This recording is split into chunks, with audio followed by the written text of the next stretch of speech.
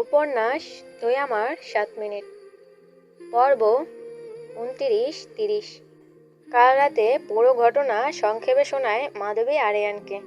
সব শুনে আরিয়ান ভেংসি কেটে বলে, এভাবে কেউ খুন করে মঞ্চন্নি? ধুর, কোনো কষ্টই তো দিতে পারিসনি। আমার কাছে সকাল সন্ধ্যা ক্লাস করিস, কষ্ট দিয়ে খুন করা শিখিয়ে দেব। বয়ে গেছে আমার আপনার কাছ থেকে শিখতে। আমিও পারি, তবে সময়ের অভাবে কাল পারিনি। কিন্তু আপনি আমাকে কি বললেন? কি বললাম? মঞ্চুনি আবার কি?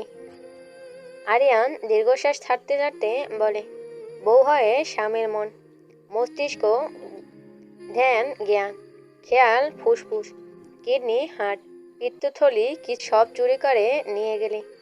একটুও হাত কাঁপলো না, তাই তোর নাম দিলাম মঞ্চুন্নি। মাধবী হেসে বলে, না, শুধু হাত না, মন মস্তিষ্ক, ধ্যান জ্ঞান খেয়াল, ফুসফুস কিডনি হার্ট, পিত্তথলি কিছুই কাঁপেনি। দুঃখিত, তোর দুঃখিততেই গোষ্ঠী কিলে। শুধু গোষ্ঠী না, 14 গোষ্ঠী কিলাইলেও আমার কিছু যায় আসে না। তোর মতো বউ কারো কপালে না হোক। মাধবী ঠোঁট কামড়ে দুষ্টু করে বলে, আমার মতো না হোক, আমি হলাম সমস্যা। বান্দির বাচ্চা, এমন চটকানা মারবো যে 3 দিন কানে কম শুনবি। আপনার গায়ে এত কম শক্তি যে মাত্র 3 দিন কানে কম শুনবো। এই 3 দিন একেবারে কানে না শুনলেও তো বুঝতাম একটু শক্তি আছে, শুধু কানে কম শুনবো। স্যাহ, মুখটা খোলাস না পরের বাচ্চা। আমি মুখ খুললে তোর রানীর গিরিতেও কোনো কাজ হবে না। শক্তি এমনভাবে দেখাবো একেবারে। চুপ, অভদ্র পুরুষ। মাধবী বুঝে যায় এই লোক এখন ভালো কথা বলবে না, তাই আগেই চিৎকার করে ওঠে। আরিয়ান ঠোঁট কামড়ে হেসে বলে, আচ্ছা যা, এখন বললাম না, সময় হলে শক্তি দেখিয়ে দেব। এভাবে আরও। না না, কথা বলতে বলতে তারা মুক্তগাছা পৌঁছে যায়। বাড়ির সামনে আসলে দুজনে ঘোড়া থেকে নেমে পড়ে। আরিয়ান দরজার সামনে থেকে হাঁক ছাড়ে, পরাজয়ের বাচ্চা, এই পরাজয়। মাধবী চোখ সরু করে তাকিয়ে বলে, আপনি কি কোনো নামই ভালোভাবে ডাকতে পারেন না? নামগুলো তো ভেংসাবেনি, সাথে বাচ্চাও লাগিয়ে দেন। আমাকে এসব ডাকবেন না, নাম ভেংচানো কবিরা গুনাহ। ও, আমি জানতামই না নাম ভেংচানো কবিরা গুনাহ, আর খুন করা সুন্নাত। কথায় কথায় শুধু খুন খুন করেন কেন? আর এসব কি? কোন সব? আপনি একটু ভেবে দেখবেন, আপনার কতগুলো বাজে স্বভাব আছে। ভাবার সময় নেই, তুই বল। আপনার কথার মাঝে একটু খেয়াল রাখেন, তাহলেই বুঝতে পারবেন।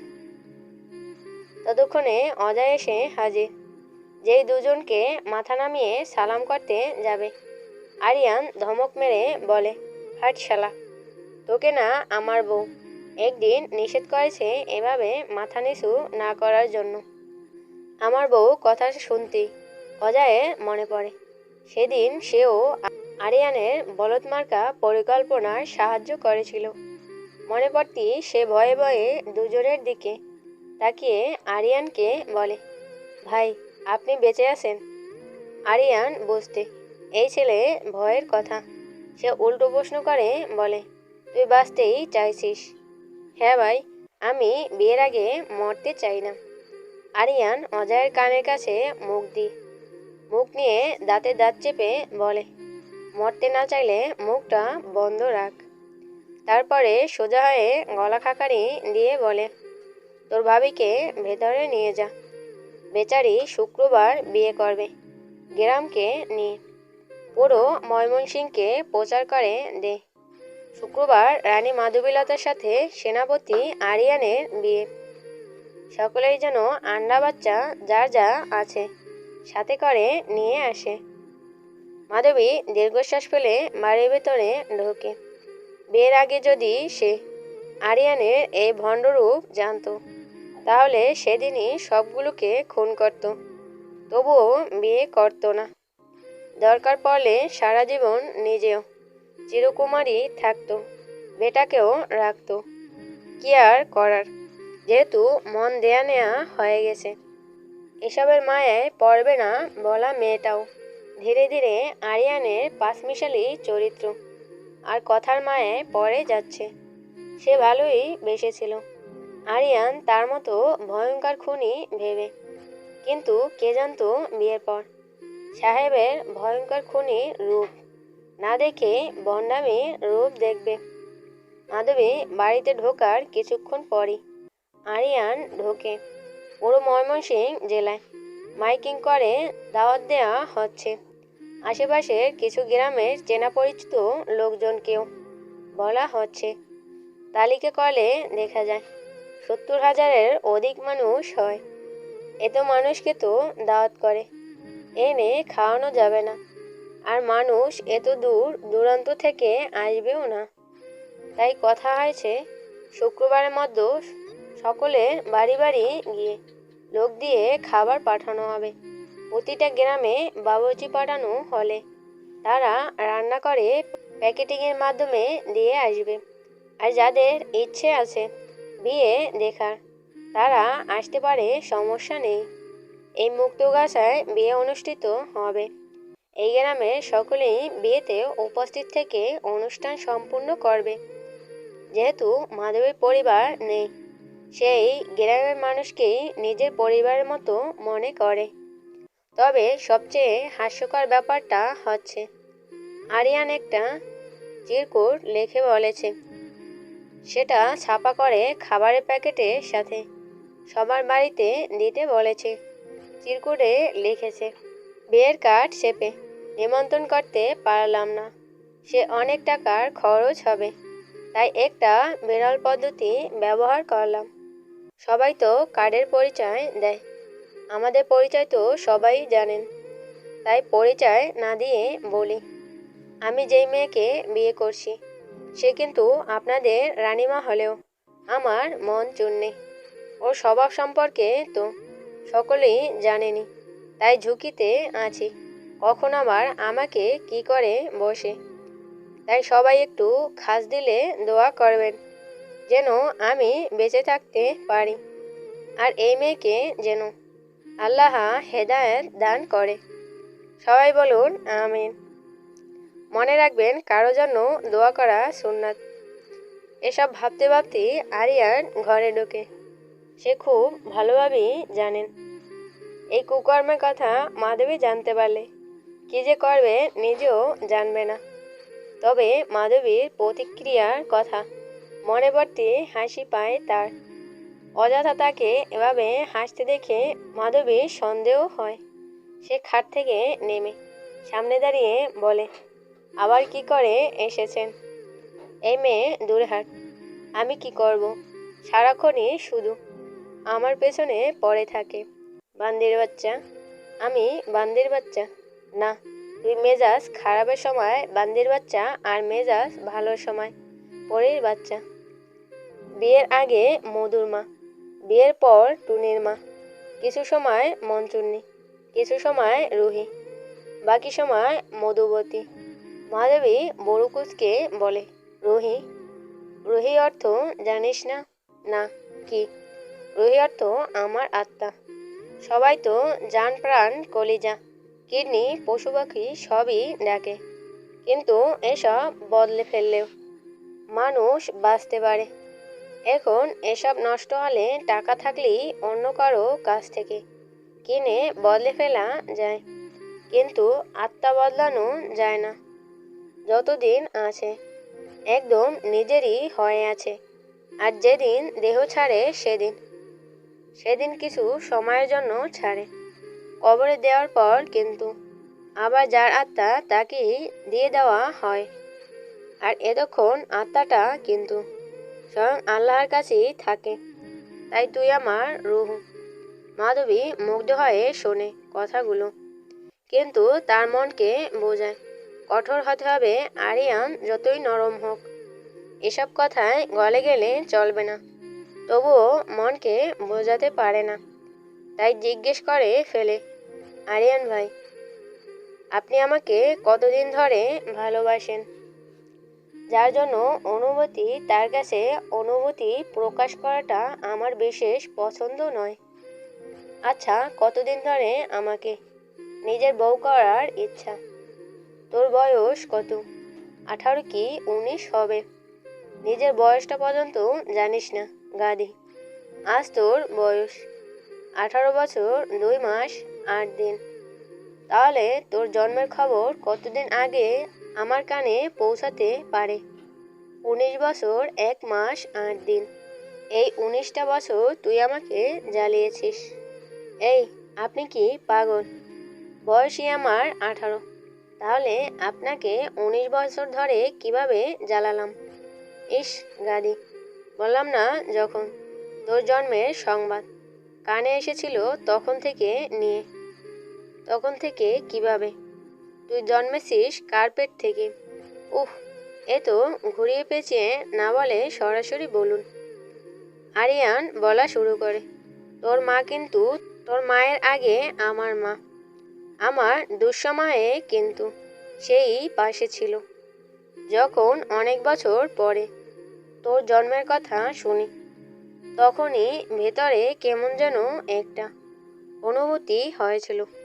ভেবে রেখেছিলাম যেহেতু ফুপি আমাকে এতটা আগলে রেখেছে, তো ফুপুর যদি একটা মেয়ে হয়, আমি তাকে বিয়ে করে আগলে রাখবো, আর ছেলে হলে ভাই হিসেবে আগলে রাখবো। কারণ তোর বড় ভাই তিশান্নার সাথে আমার মিল পড়তো না। তখন গ্রামের মানুষ বলাবলি করত, মাহবুব চৌধুরী এবার একটা মেয়েই হবে, আর মাহবুব চৌধুরীর রঙই পাবে। গ্রামের মহিলারা তো এমনিতেই বুঝে যেত ছেলে হবে না মেয়ে হবে। তখন আমি ধরেই নিয়েছিলাম একটা শ্যামকন্যা হবে ফুপির ঘরে।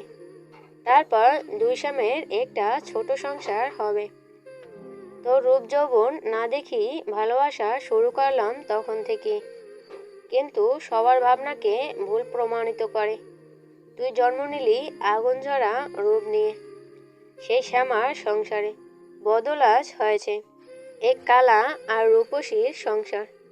আজ এতটুকুই থাক। সত্য কখনো চাপা থাকে না। আমি জানি একদিন সামনে আসবে, তবে তার আগে দিনগুলো সুন্দর কাটাই। এখন বল, এই রূপ কোথায় পেয়েছিস? সবগুলো কথা মন দিয়ে শোনার পর শেষ কথাটা শুনে মাধবী বলে, রূপ রাস্তা থেকে কুড়িয়ে পেয়েছি। কোন রাস্তা থেকে পেয়েছিস বলিস তো? আসলে রূপ ছাড়াও এ জগতে দাম নেই। এখন তো টাকা আছে বলে দাম আছে, নয়তো এতদিন মানুষের কাছে আমি ফেলনা ছিলাম। কোনো মানুষের কাছে। থাক, এসব বলে লাভ নেই। দিন ঘুরেছে মানে উপভোগ করি।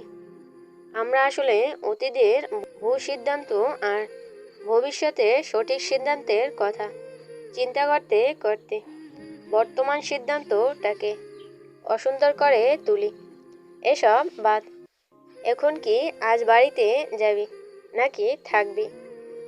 আপনি দেখা যায় পাঁচমিশালি ছাড়া ভালো কথাও বলতে পারেন। বলতে হবে না কার জামাই, বকুলি পাগলির জামাই।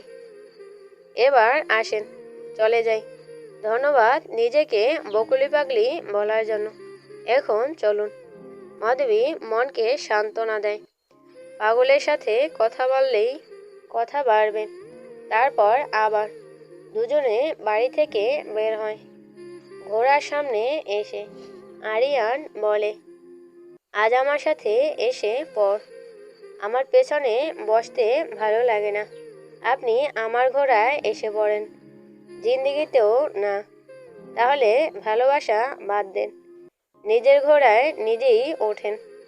তোর মতো বউ থাকলে এসব করতে হবে। বলে আরিয়ান ঘোড়ায় চড়ে বসে। টকবগিয়ে নিমেষেই দুজনে হাওয়া হয়ে যায়। পরন্ত বিকেল। সূর্যিমামা হেলে পড়ে। পৃথিবীর নানা ব্যস্ততাকে বিদায় জানাচ্ছে। পাখিরা তাদের নিস্তব্ধ নীড়ে ফিরছে। গোড়াধুলির শেষ আলোকে সাক্ষী রেখে দাঁড়িয়ে আছে 2 কপোত কপ্তি। কেউ আকাশে উড়ে চলা মেঘপুঞ্জ দেখছে, আবার কেউ বা তার নিজস্ব মেঘের দিকে অপলক দৃষ্টিতে তাকিয়ে আছে। দক্ষিণা হাওয়ার সাথে তাল মিলিয়ে উঠছে রূপসী হালকা সবুজ রঙের শাড়ির আঁচল, ভেজা তুলোর মতো। মেঘের সাথে তার ব্যক্তিগত স্পর্শের কোমলতা মিশে গিয়ে এক অভাবনীয় সুন্দর করে তুলছে বিকেলটাকে। মাধবী ছাদে থাকা ছোট খাঁচায় বন্দি, পেঁচাটাকে নিরীক্ষ করছে তীক্ষ্ণ চোখে। আর আরিয়ান রেলিংয়ে কনুই ঠেকিয়ে গালে হাত দিয়ে অপলক তাকিয়েছে তার দিকে। মাধবী সেদিন রাতে রাজবাড়ি থেকে আসার পর থেকে লক্ষ্য করছে সে যেখানেই যায় পেঁচাটি গোপনে তার সাথে থাকে। পেঁচাটি তাকে গোপনে অনুসরণ করলেও তার তীক্ষ্ণ নজরটা এড়ায়নি। সেদিন গ্রাম থেকে আসার সময় মাধবী তার বুদ্ধি ও তীক্ষ্ণতা দিয়ে ধরে ফেলেছিল এটাকে। আজ 4 দিন ধরে এটাকে খাঁচায় বন্দি করে রেখেছে। অনেক চেষ্টা করেছে পেঁচার রহস্য জানার, কিন্তু কোনো রাস্তা পায়নি। তাই আজ আরিয়ানকে হুমকি দিয়ে সাথে সাথে নিয়ে এসেছে। আরিয়ান আসতে চাইছিল না বলেছিল, আপনি যদি এখন না আসেন আমার সাথে, তাহলে কালই কিন্তু শুক্রবার, বুঝিয়েন কিন্তু আমি কোনো বিয়ে টিয়ে করব না। যদিও মাধবীর হুমকিকে সে বিন্দুমাত্র ভয় পায় না, কিন্তু বউয়ের কথা মেনে চলাও তো একটা ব্যাপার আছে। সে কথা ভেবেই সে আর কথা না বাড়িয়ে সুসুর করে ভালো মানুষের মতো পিছু পিছু এসেছে পর থেকে মাধবী পেঁচাটাকে খুঁচিয়ে যাচ্ছে। তার এসব পাগলামি আবার আরিয়ান মনোযোগ সহকারে দেখছে। একটা সময় যখন মাধবী কোনোভাবেই কিছু জানতে পারে না, তখন আরিয়ানকে বলে, এই পাঞ্জাবিওয়ালা। আরিয়ান মাধবীর মায়াবী আদলে বিবর নয়নে তাকিয়ে থেকে উত্তর দিল, দয়া করে এটার ব্যাপারে কিছু বলুন, নয়তো এক্ষুনি আমি হার্ট অ্যাটাক করব। এবার আরিয়ান সোজা হয়ে দাঁড়ায়, বিরক্তির শ্বাস ফেলে বলে, শান্তি কি দিবি না? কেন, আমি কিছু বললে অশান্তি হয়ে যায় বুঝি? আরিয়ান দীর্ঘশ্বাস ছেড়ে, এই কয়েকদিনে মাধবী একটু বেশি যেন অধিকার দেখাচ্ছে। সেটা আরিয়ানের কাছে সবচেয়ে খুশির সংবাদ হলেও মাধবীর খোঁচা মারা কথায় তার মেজাজ খারাপ হয়। যেমন সে ইচ্ছে আর আশির ব্যাপারে ভালো মন্দ যাই বসে, তাদের মাধবী হুটহাট হিংসে করছে। তবে এই মেয়ের হিংসে আর 5টা সাধারণ মেয়ের মতো নয় যে স্বামীকে অন্য কারোর সাথে দেখে ফ্যাস করে কান্না করবে, ন্যাকামি করে অবলার মতো থাকবে। সে সোজা পাঞ্জাবির কলার ধরে বলবে, এই বজ্জাত পুরুষ, আমি বিনা কোন মেয়ের দিকে ভুলক্রমেও চোখ পড়ে গেলে সেই চোখ তুলে দাবার গুটি বানাবো। যদিও এখনো বলেনি, তবে এ মেয়ের বলতে কতক্ষণ। ছোট থেকেই সে এরকম, যেটা তার সেটা একান্তই তার। এই রোগের জন্য সে তার বাপ ভাইকেও অন্য বাচ্চাদের আদর করতে দেখলে রেগে যেত। ছোট থেকেই ভীষণ জেদি। যদিও গম্ভীরতা বা কাঠখোট্টা স্বভাব তার মাঝে নেই, সে সব পছন্দ করে না। তার মতো এসব ট্যাক্স ছেলেদের নামের পাশে বসবে, সেই ভাবনাতেই সে আরিয়ানকে গম্ভীর ও কাঠখোট্টা ভাবত। কারণ সে পুরুষ সমাজ সম্পর্কে অভিজ্ঞতা অর্জন করতে পারেনি তার বাবার জন্য। যদিও সে বাপের চোখ ফাঁকি দিয়ে রাত বিরাতে তার কাজ সারতে যেত, অপুর সাথে দেখা করাটা ছিল নেহাতি একটা অজুহাত। সে যেত তার নিজস্ব কাজে, নিজস্ব জগতে, যার জন্য সমস্ত অশান্তি আমার চারদিকে নিজেদের অশুভ ছায়াও ফেলতে পারে না। তার কথা শুনে কিনা অশান্তি লাগবে। হাসি পাচ্ছে রে, বলে আরিয়ান সত্যি গা দুলিয়ে নিজস্ব ভঙ্গিতে হাসে। এভাবে আরিয়ানকে হাসতে মাধবী খুবই কম দেখেছে। সবসময় লোকটাকে মুচকি হাসতে দেখেছে। সে নিজের মুগ্ধ দৃষ্টি তাকিয়ে বলে, হাসার হলে পরে হাসবেন, এখন একটু এদিকে আসেন। আমি জানি আপনি এই মালের ব্যাপারে সব জানেন, তাই ধামাচাপা না দিয়ে বলুন না। আরিয়ান এগিয়ে গিয়ে পেঁচাটাকে খাঁচা থেকে বের করে।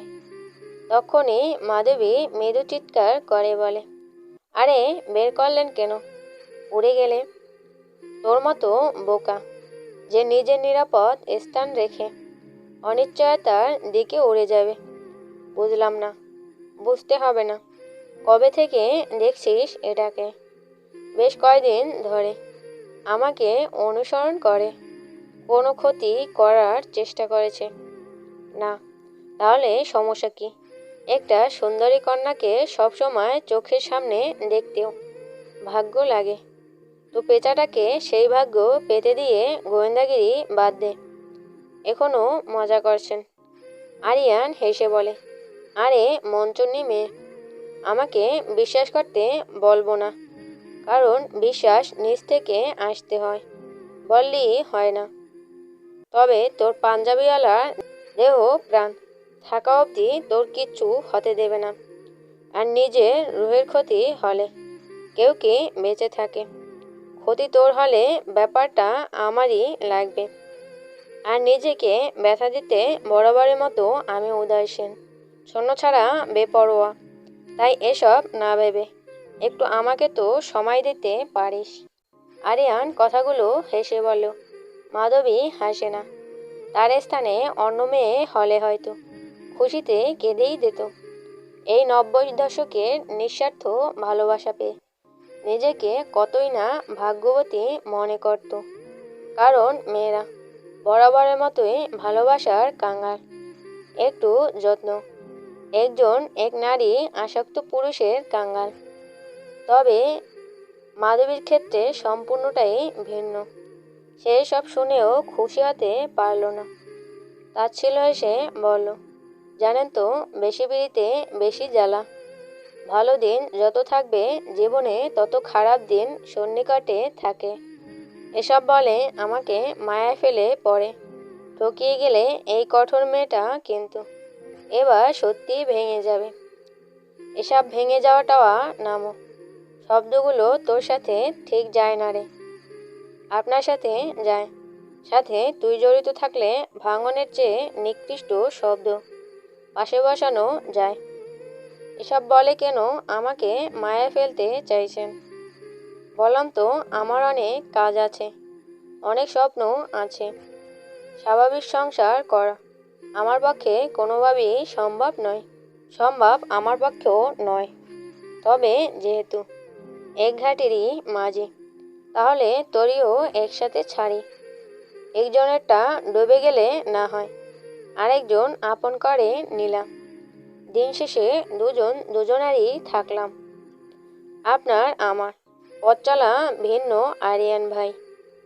আপনি কেন এসেছেন এই পথে তা আমি জানি না, কিন্তু আমারটা তো আপনি জানেন। একসময় আমার মাঝে শুধু হিংস্রতা থাকলেও এখন নরপিশাচে পরিণত হয়েছি। আমার বাপের খুনি আর ভাইয়ের খোঁজ না পাওয়া পর্যন্ত আমি কমলতায় ফিরব না। আপনার কোনো কিছুই আজও আমার চোখে পড়ছে না কেন বলুন তো? প্রকাশ্য কোনো কিছু করাই আমার পছন্দ না। আমি গোপনে থাক, বলবো না এসব। একদিন নিজ থেকেই জানতে পারবি। কথা বলতে বলতে আরিয়ান একটু পুরনো জংধারা রেডিও বের করে। সেটা ছাদের ইটপাথরে রেলিংয়ের উপর রেখে চেপে দিল তার সবুজ বোতাম। পুরনো ভাঙা রেডিওটা চলতে শুরু করলো নিস্তালে। রেডিওতে সেই গানের সাথে ঠোঁট মিলিয়ে আরিয়ানও গলা ছেড়ে গাইতে লাগলো। তোমার রক্তে আছে স্বপ্ন যত, তারা ছুটছে রাত্রি দিন নিজের মতো। কখনো সময় পেলে একটু ভেবো, আঙুলের ফাঁকে আমি কই। এইটুকু বলেই সে থেমে যায়। তবে রেডিওটা তার নিজ গতিতে বেজে চলেছে। এই গানে এক একটা কলি এরাই আরিয়ানকে গাইতে শোনা যায়। বলা বাহুল্য, এটা তার সবচেয়ে প্রিয় একটা গান। একদম যেন তার যে কোনো পরিস্থিতির সাথে খাপে খাপ মিলে যায়। যখন মিলে যায় তখনই সে গলা ছেড়ে গানটি গায়। মাধবীর বুঝতে বাকি রইল না যে গানটি তাকে উদ্দেশ্য করেই গেয়েছিল। সেও বলে, অতীতে যেই থাকুক বর্তমানে আপনি আমার ভরসার স্থল। একটা নারী যতই সাহসী আর বের হোক না কেন, তার জীবনে একটা সমর্থন করার মতো আপন পুরুষ না থাকলে জীবনযুদ্ধে সে তখনই হেরে যাবে। তাহলে আপনাকে ভাবনাতে না রেখে কিভাবে সফল হব? ভাবনাতে তো রাখি, ভাবনাতে তো রাখিস। কখন জানি আমি গিয়ে আবার তোকে বাধা দেই, সেই ভয়ে। আচ্ছা বাদ দে, এই পেঁজাকে এখানেই এভাবে রেখে দে। এটাকে আমি পালবো। মামার বাড়ির আবদার। আমি ধরেছি মানে আমি পালবো। পালিশ ছেমড়ি। এখন নাম ছাদ থেকে। সন্ধ্যা হয়ে যাচ্ছে। কথা বলতে বলতে দুজনই ছাদ বেয়ে নেমে পড়ে। নিজেদের রুমে যাওয়ার সময় শুনতে পায় পাশের রুম থেকে কথার কাটাকাটির আওয়াজ। বুঝতে আর বাকি নেই ইচ্ছের সাথে আবারও ঝগড়া হচ্ছে আয়াজের। আয়াজ ইদানিং বড্ড খিটখিটে মেজাজের হয়ে গেছে। কিছু বললেই হুটহাট রেগে যায়। ঝগড়া করে ইচ্ছের সাথে। ইচ্ছে কিছু না বলে, শুধু শুনে যায়। যখন ধৈর্য হারায় তখন দু একটা কথা বলে। যেমন সেদিন আয়াজ বলেছিল, এসব বিয়ে কোন আবালে করে? দরকার নেই আমার এসব বিয়ে, চলে যা তুই। তখন ইচ্ছে কান্নামাখা হাসি উপহার দিয়ে বলেছিল, বিয়ে তো তুমি করলে, এখন বললেও আমি এই বাড়ি ছেড়ে যাচ্ছি না। তোমার মতো তুমি থাকো আর আমার মতো আমি। সেদিন থেকে দুজনের মাঝে কথা হয় না বললেই চলে। আজ হঠাৎ করে কি নিয়ে লেগেছে কে জানে। আর ইচ্ছেকেও বা বলার পরে কেন চলে যাচ্ছে না? এভাবে কি সংসার করা যায়? না আছে এই সম্পর্কে ভবিষ্যৎ, না আছে বর্তমান। সন্ধ্যার আজান পড়তেই মাধবী আরিয়ান দুজনে আর এখানে দাঁড়িয়ে না গিয়ে নামাজ পড়ে নেয়। টুকটাক ঝগড়া এসব তাদের মধ্যেও লেগে থাকে। কোনো গুরুত্বপূর্ণ ঝগড়া না, আবার শুধু শুধু আজেবাজে বিষয় নিয়ে বকবক চলে। মাধবী জানে এখনই আরিয়ান তাকে বলবে চা নিয়ে আসার জন্য।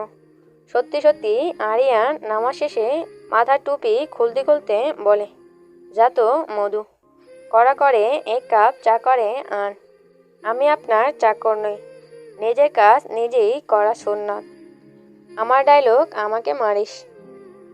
ঘোর অন্যায় এসব। আপনি যে কিসের রাজনীতিবিদ আমি বুঝি না।